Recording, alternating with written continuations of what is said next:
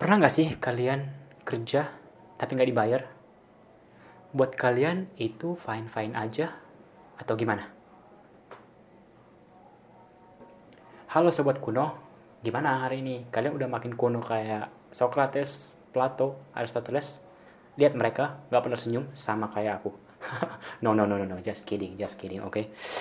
Ya, Sobat Kuno, hari ini kita bahas satu tokoh yang sebenarnya belum kuno ya, karena dia masih hidup abad 20, jadi dia belum terlalu kuno menurut pengertian kamus Oxford.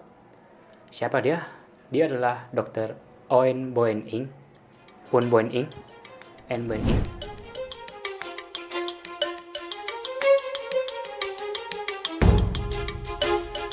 Owen Boeing lahir 3 Maret 1903. Dia adalah seorang dokter yang sangat terkenal di kota Solo.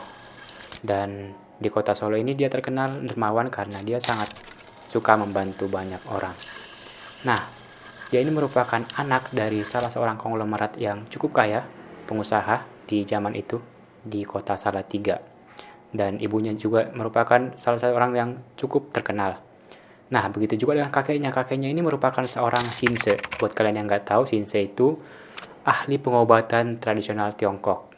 Nah, karena pengalaman sering bertemu dengan kakeknya dan juga melihat bagaimana kakeknya berinteraksi dengan orang, akhirnya Dr. Owen Boeing, atau aku sebutnya Dr. Ing aja ya. Dr. Ing ini, karena pengaruh itu, makanya dia ingin menjadi dokter. Nah, Dr. Ing ini sendiri merupakan lulusan dari HCS, Holland Chinese School. Itu sekolah yang khusus buat etnis Tionghoa pada masa pemerintahan Belanda. Kemudian dia melanjutkan ke sekolah SMA umum di Yogyakarta. Dan sekolah umum ini dia lulus dengan usia cukup muda, bisa dibilang cukup muda, dengan usia 19 tahun. Nah, rata-rata kebanyakan orang yang lulus dari situ umurnya 21 atau 22 karena di sekolah itu diwajibkan kursus bahasa Belanda 1 atau 2 tahun.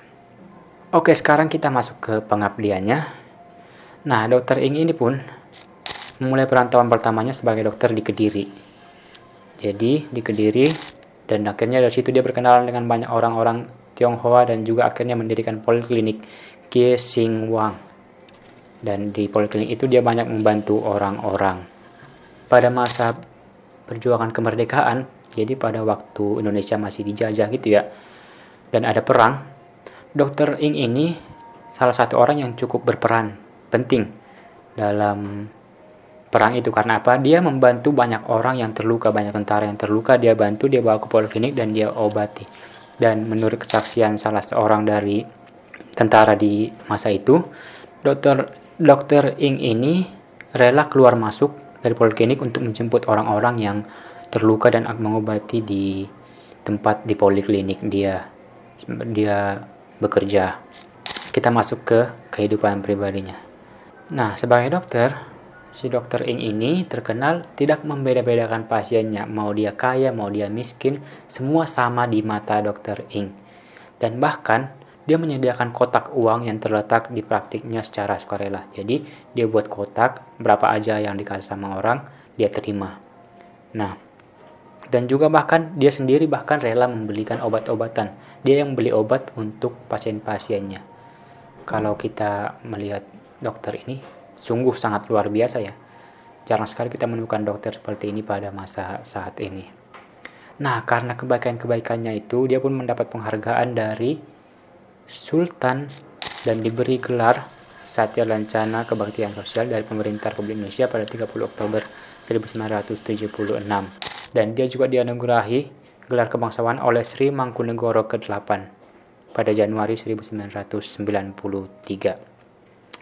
Nah, pada tahun 1977, kondisi kesehatan Dr. Ing pun mulai menurun, sang dokter mulai mengalami stroke, dan akhirnya dia pun meninggal di rumah sakit yang dia dirikan sendiri. Oke teman-teman, itu aja kisah dari Dr. Ing. Buat kalian yang merasa terinspirasi, bagus. Buat teman-teman yang merasa ini suatu teladan yang baik, karena buat aku sendiri juga ini ngerasa ini kayak sesuatu yang baru buat aku, baru tahu, dan di buku sejarah ini nggak pernah diceritakan dan cuma kalian dapatkan di sini. Jangan lupa like, share, dan subscribe channel YouTube ini supaya aku bisa bagikan konten-konten yang lebih menarik, tokoh-tokoh yang bisa kita pelajari dari masa-masa kuno, dari masa lalu, dan masih sangat relevan hingga saat ini.